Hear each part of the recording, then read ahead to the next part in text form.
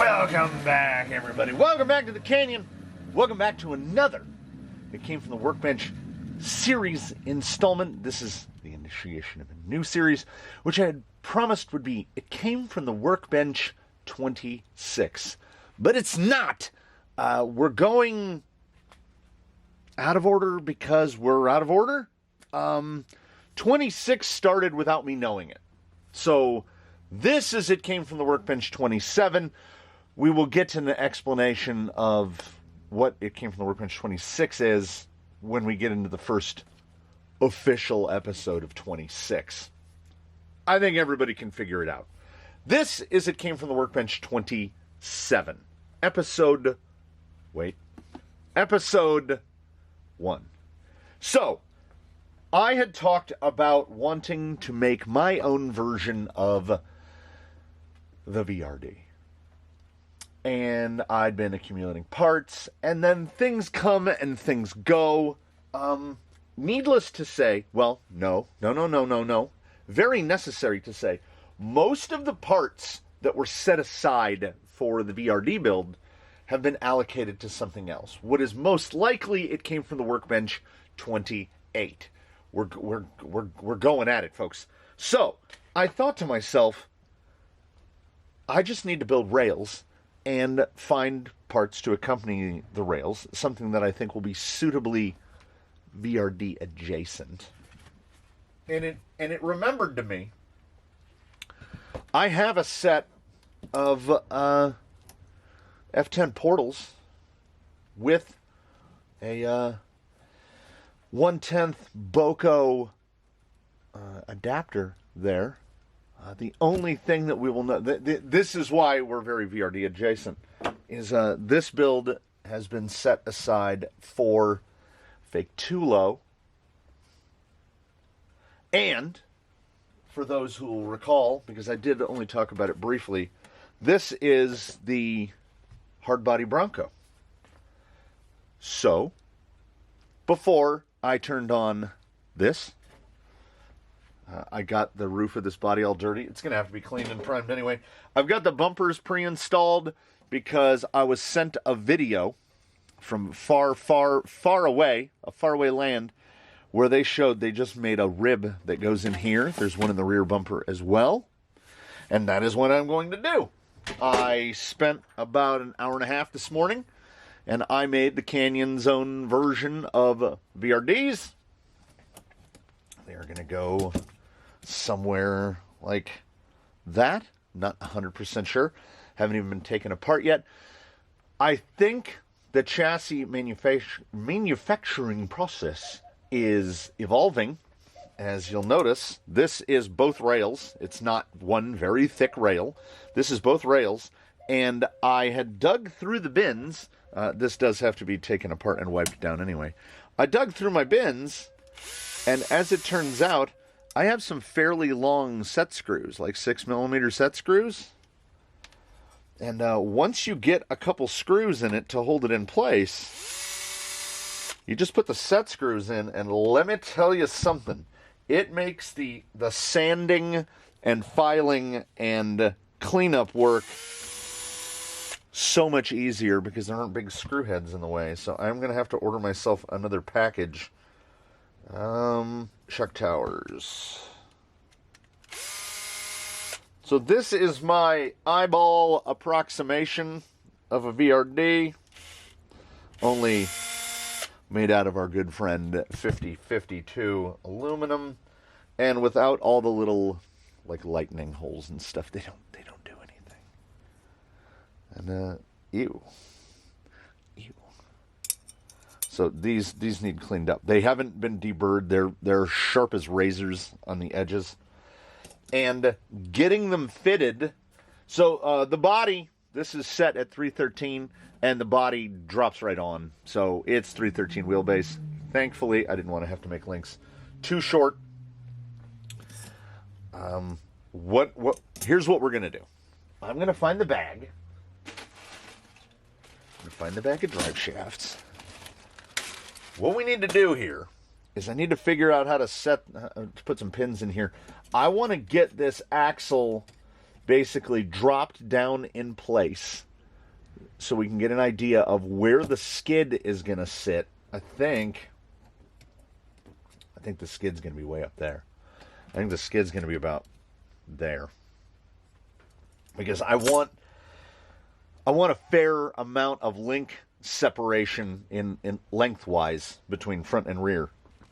And we are going to do the usuals. We're going to get the bins out. And we are going to use whatever... there's a bag of ends. Yeah, we're just going to be going with the Traxxas / Incision / Vanquish style. The short ends. Because the final links that are going to be fitted to this vehicle, they look like this right now.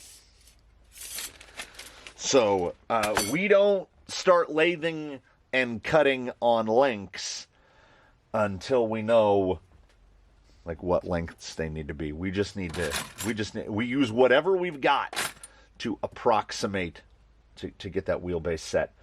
This will be downright pleasant because we've got servo on axle, yeah, which means 4-link front end.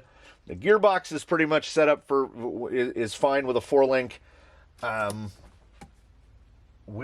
We'll see what the drive shaft angles look like. This thing has a really offset rear output. It's almost up against the chassis side.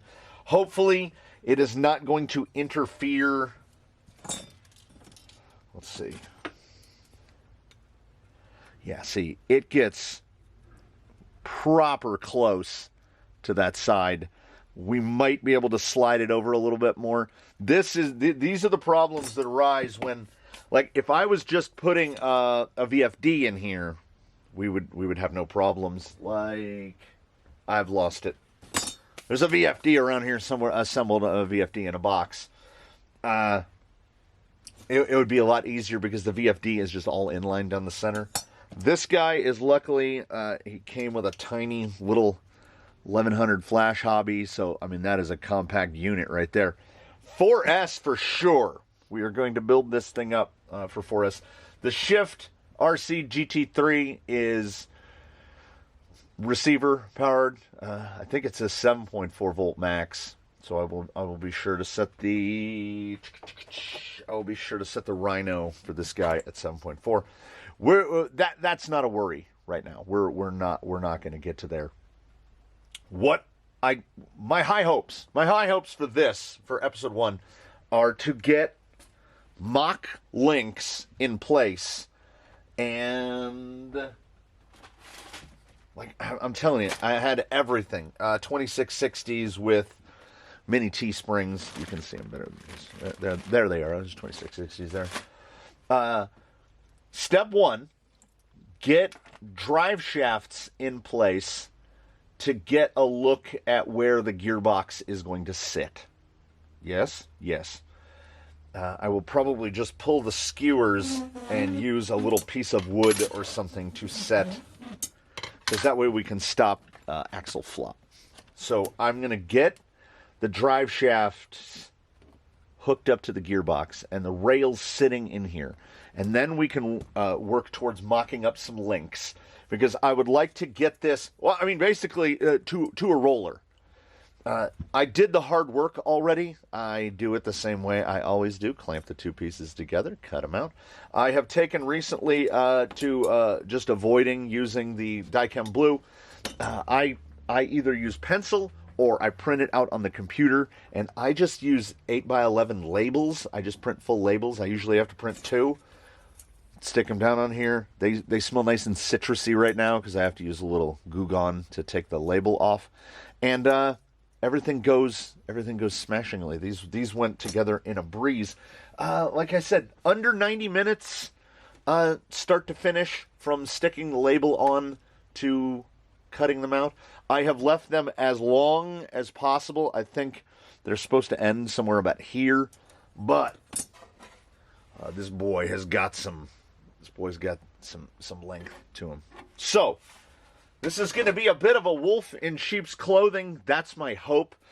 Much partially inspired by Zoku dropping off their Mojave-bodied, basically a VRD, basically a Zoku VRD. So hard body on something that I hope is going to be extraordinarily capable. I have not done any hole drilling, anything for the bumper mounts because my inclination is to want to absolutely slam this.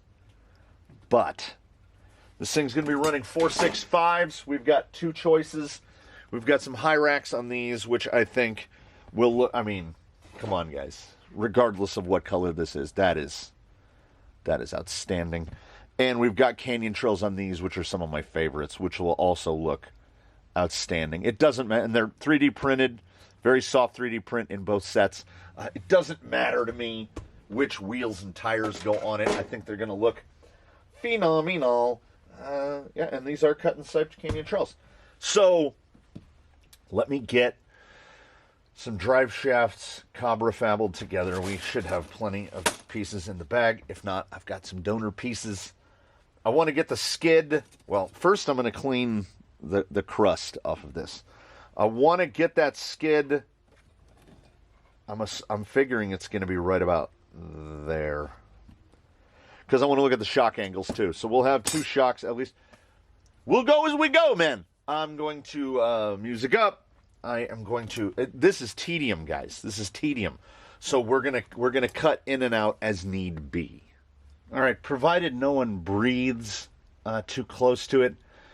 Setting it up this way is certainly not the easiest in the short term because we don't have any links to hold anything in place. So everything just wants to flop around. But I am doing this thing, a tradition here in the canyon, which is making it up as I go along. So I look at the front shock angle and I look at the rear shock angle. I've got drive shafts that are basically bordering on too short for both ends, which allows me to move the whole chassis back and forth. And I think we've split the difference. I think that shock angle is pretty good. Because I also have to take into there are things that I'm taking into consideration without even knowing that I'm taking them into consideration, which is once this has all of its bits and bobs on it, it's going to be heavy. So a straight up and down shock in the front is not going to be bad. I actually wouldn't want that front shock leaned much more than that. That rear looks pretty good, and we can lean more. I think that if that is sitting about where it's going to sit, it honestly looks pretty good. And this is just pure, well, this guy is going to be more right about there, and see the drive shaft's bottoming out, so it's raise the rear end up. So I rough measured it on my little handy dandy ruler, which came free with my Black Friday. I bought a second caliper. So now I have my cheap caliper that lives on this side of the tire wall, and now I have a caliper that lives on the other side of the tire wall, so I'm not constantly roaming around the building going, where did you put the caliper? So as it came out, we're right about 150 for the rear link, eye to eye, rear lowers, eye to eye, and I want to say that the fronts are about 115, right in that neighborhood. And I think that's just about right.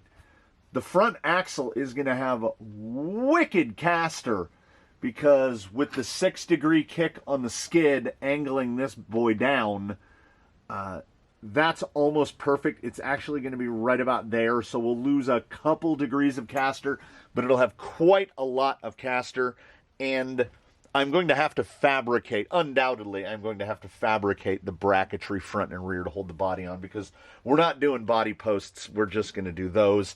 I haven't decided if there's going to be any kind of skirts or sliders on this. The chassis is so small that there aren't really provisions for it. I can drill additional holes. I didn't drill any additional holes for bracing or mounts across here other than this one, which I think will just clear that drive shaft. And speaking of which, this is my approximation of a VRD, which I said, designed for a VFD transmission, so there'd be little mounts up here for the front of the gearbox. And I knew that I was making it like this hangs out over here. This side already had to get cut back a little bit. I think it's going to have to get cut back a little bit more because how thick is this ruler? Okay, this ruler is pretty thick, 0.66 millimeters, but so the clearance between that drive shaft output and I don't know why they make that shaft so long. I might dig through the bins. Oh, never mind. It's to clear the spur gear. I do know why they do that. The motor to this side. So we have clearances of less than half a millimeter between the motor and the chassis rail and between the drive shaft and the chassis rail. And that's just how it's going to be. I don't know how you are. I don't know how you are supposed to use this gearbox, unless, I've done the math over and over again. This is the underdrive side. Like, if this thing were flipped around 180 degrees, the shafts would line up a lot better. But then you'd have 30% front underdrive, which is suboptimal, yes? I don't know. I don't know. More investigation, perhaps. The more I look at it, because these drive shaft angles, I don't know if I've ever really considered, taken into deep consideration, lateral drive shaft angle, other than when I put four-wheel steer on a Rift. Because if you use a front axle housing in the rear of a Rift, it puts the offset pumpkin way over here, and the drive shaft is at it's at a 45-degree angle, like it comes all the way across. You can hear it camming. This is not that bad. Like I say, if this thing were flipped 180 degrees, this would basically just be in a straight line, and this one would output. Can I take this gearbox apart and build it the other way around? Because it would improve the clearances, it would improve the drive shaft angles, everything would get better. That might be what I want to do. I think no matter what, it's not going to move the link mount positions, so those will stay the same. I need to look. Somebody's going to tell me I have that gearbox in the wrong way anyway. Oh no, the spur gear is supposed to aim forward. But I counted the revolutions, and this shaft is definitely spinning faster than this one. But can we make it go the other way around? I don't know. Because I don't think we can move the motor plate. Because it is definitely handed. Yeah, the screws don't go all the way through. So it's about 150, 115. We got to that. Like I said, it's tedium. Vanquish with their love of the 10 millimeter opening down here where the shock eye goes in, so you have to put a spacer on, unless you have a surplus of the Vanquish hollow balls with the standoffs, and I don't. So we had to space that into place. It keeps pushing the wheelbase out back past 320 because it doesn't want to hold in place. If I can get those drive shaft angles straightened, I'm gonna pull this thing apart. I have nothing to lose because nothing will change in the overall layout. We have no links pulled. We haven't even started the thread ends on. I think I just happened to, yeah, there we go. I said nobody breathe on it. I just lucked in with the spacers out of the bottomless spacer bin. The shocks look perfect. We got nice, they're not, they're just straight up and down. So stuff is good, but I would really like this clearance to be, I would like the drive shafts to line up. I'm gonna take a look at it. Perhaps I am too close to it and I'm just not seeing it, but I mean, my memory was correct. That is definitely the rear output. We have a significantly larger gear there. You can just pull all of the gears around and flip them around to aim the other way, except then what will happen is when you bolt the motor plate back on, which the motor plate bolts on like this. If I have the shafts reversed, the motor comes through the other way, and it doesn't really help the angles, because so the gearbox then goes on like, it doesn't help. It just, no matter what, this shaft is either right up against that side of the chassis or right up against that side of the chassis. There's nothing you can do. It's strange. It assembles this way. I'm curious. I have no experience, so I don't know how the real one fits in a vehicle or how it is positioned in a vehicle. But it's like it's for a centered. The way it sits, let me get it back together.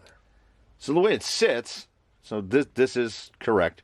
It's like it's for a centered front pumpkin and an offset rear pumpkin, which it's not a thing, is it? So the lateral drive shaft angles are going to be wonky. There's really nothing I can do about it. Now, I don't think we're all the way. It just uses the 2 screws, offset screws through these 2 slots. Maybe I can take a little bit more off of this rail to clear the motor, get past that 0.5 millimeter of spacing. And then if we can nudge the gearbox over a little bit, the angle will be, well, it basically needs cut out here and then nudged over so that we can get more than 0.5 millimeter clearance in the drive shaft and more than 0.5 millimeter clearance on an outrunner.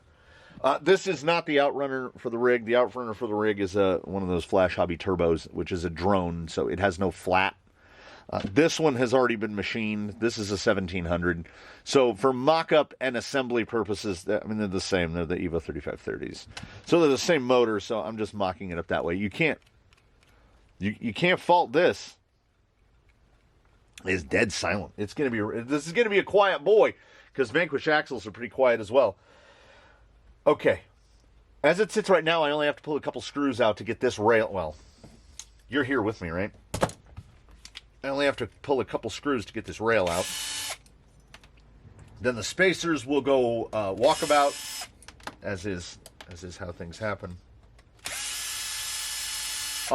These come with set screws. This center skid comes with set screws. They want you to put set screws in and then put regular screws out over the side of it.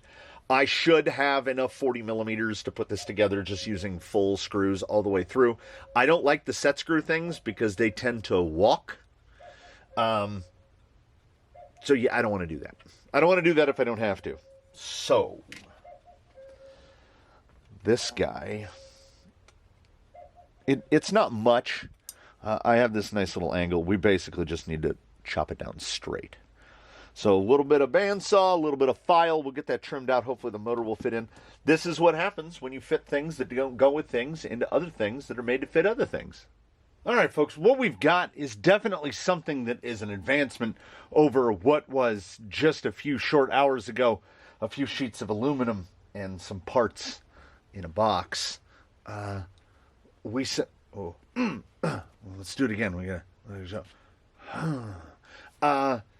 It's a roller. Not only is it a roller. Oh, baby. This is going to be a stealthy roller. Now, the eagle-eyed among you will see, I had, when I started cutting this, I put these 2 holes in just to have a spot for a set screw. Because I drill the mount holes out to 3 millimeter and I leave these at 2.5 so that if I need to put this back if I need to reclamp this and do more cutting or grinding or filing or whatever, these guys are still 2.5 threaded for all the shock mounting holes. So these are the guys for the middle. All of these are drilled out to 3 millimeter. These little guys are 2.5s for the set screw. You can see the relationship we've got. Let's just bring it up closer. You can see the relationship we've got right here. They occupy the same space. If you don't think ahead, and the layout of the rails were never meant to accommodate this. So we've got clearance now. Everything clears. In very Canyon fashion, front uppers are Samick's for an MST CFXW.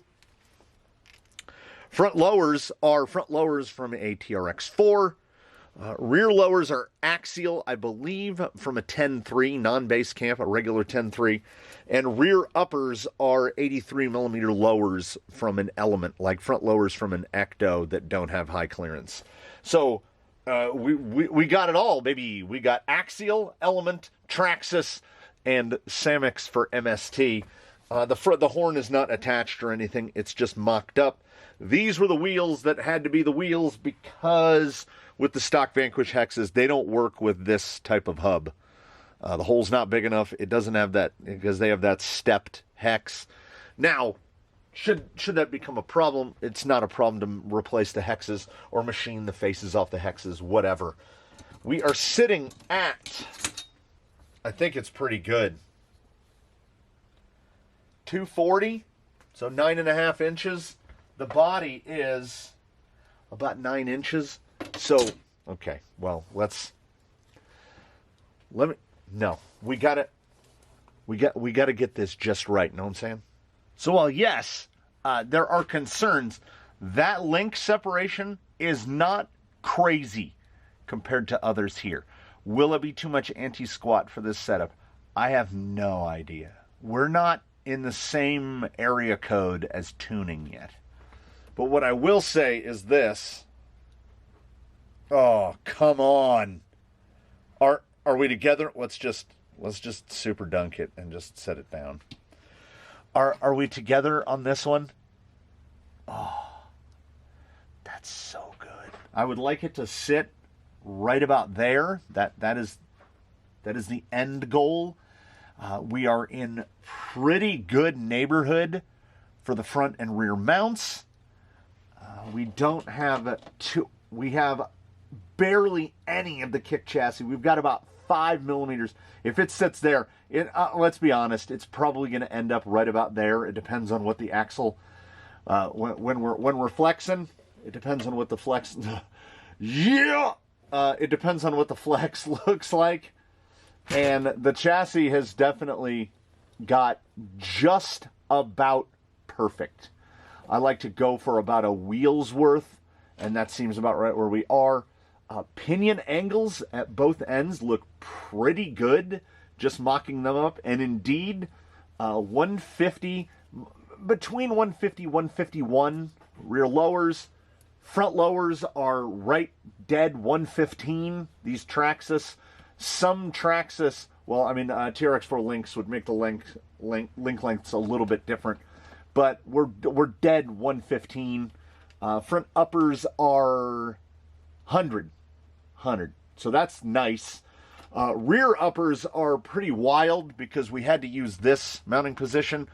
Like I say, if it feels like it's too much, I can swing down. And there's enough meat here to put more holes in. Honestly, I'm kind of just hoping it works right there. So these will be the links that will be in place for when this thing gets powered, because I can tweak and adjust them. I don't think the rear drive shaft is perfect. I think I need to swap some links around. I think the front drive shaft looks pretty good. Here's what gets me on the first one. Oh man, that's good. And here's what gets me on the second one.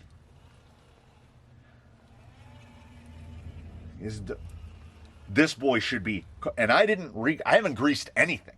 It's just how it either came out of the bags or the boxes. So, I don't know. It certainly looks good. Honestly, if nothing else, it fills me with grave concern because it went together like pretty much drama-free. Those drive shaft angles are we got over there, no, over there. It's this one primarily, but I've come to a determination that there's nothing I can do about it. Also, is it going to make a difference? I don't think it is, but you can see what I'm talking about, right?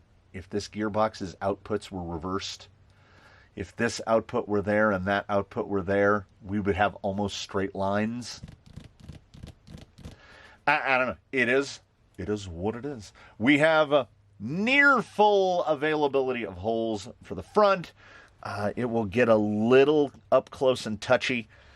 Again, you could throw a yellow jacket in there or some other flavor of a rhino crawler, some other flavor of a 3523, and then that would clear it right up, shorten it up. This thing is sitting about, I mean, honestly, right about where we would expect it to.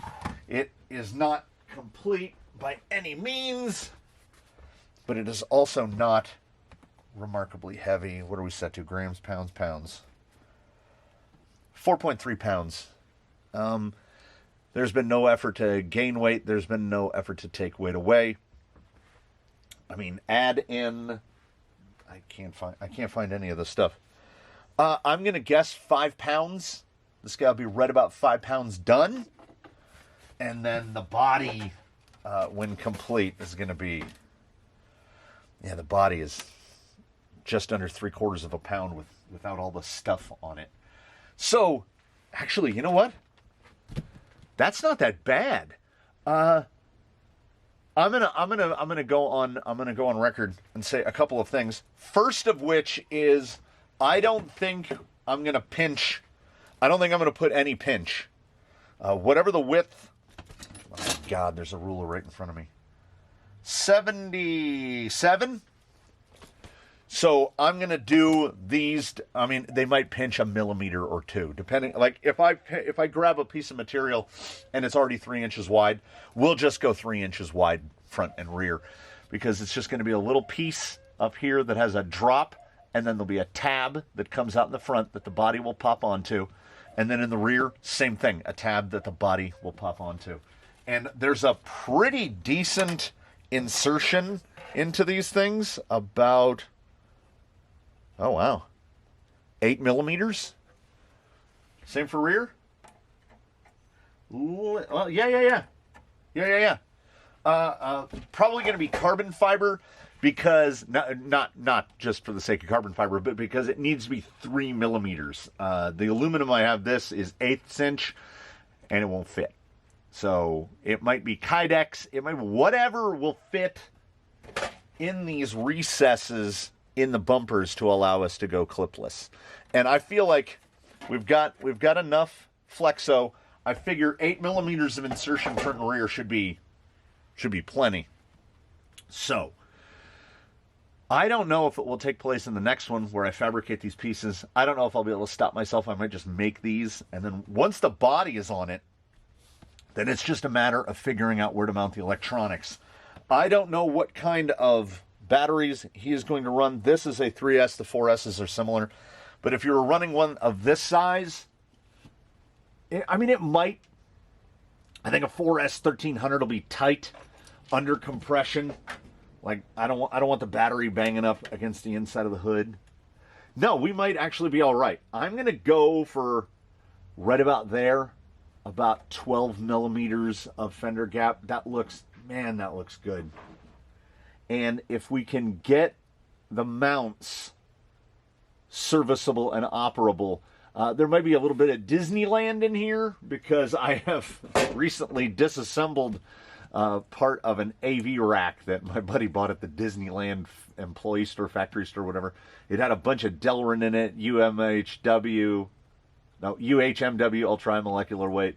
There's some aluminum, there's some whatnot. I'm trying to keep the weight down a little, because I would like to keep the weight of this gentleman, and 4.3 pounds for a roller minus speed control and battery and receiver is pretty good. So everything looks good so far. This is still sort of the bane of my existence. Does part of me want to start cutting? Yes.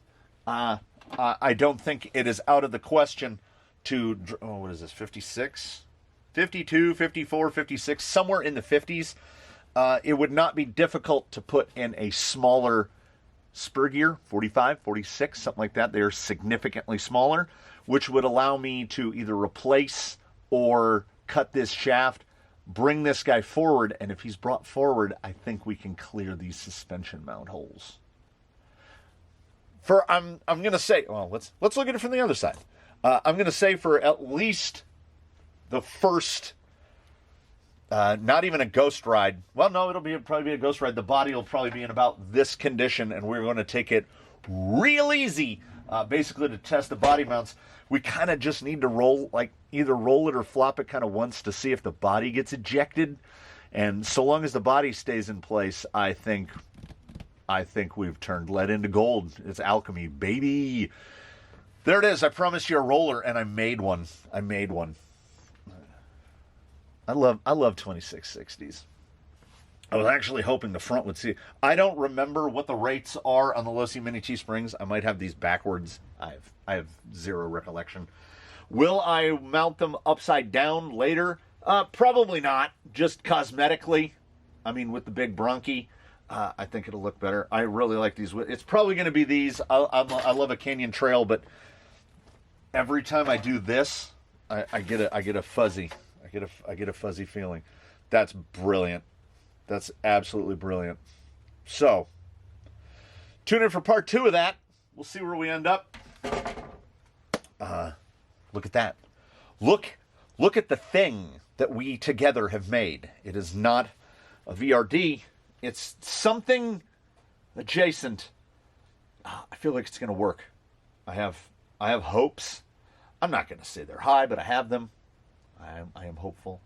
I'm hopeful to see you all in the next one. Thank you so much for watching this one. We're going to do the spiel. You ready for the spiel? Here comes the spiel. Please do comment below. We love your comments. Like, subscribe. Consider a channel membership. Consider heading over to Cafe Press, picking up yourself a t-shirt or what not. Come on back to see the next one. In between the now and the time when you do come back to see the next one, I at least suggest in a friendly manner that you, one and all, do your very best. Have a good one, everybody. We will see you next time from the canyon. Boy, I'm casting a lot of shadows here. Wow. Thanks for stopping by. I kind of have a name in my head, but I don't want to commit to anything yet. So this guy, 27, man, we made it. We made it to where we said we were going to make it. How often does that happen?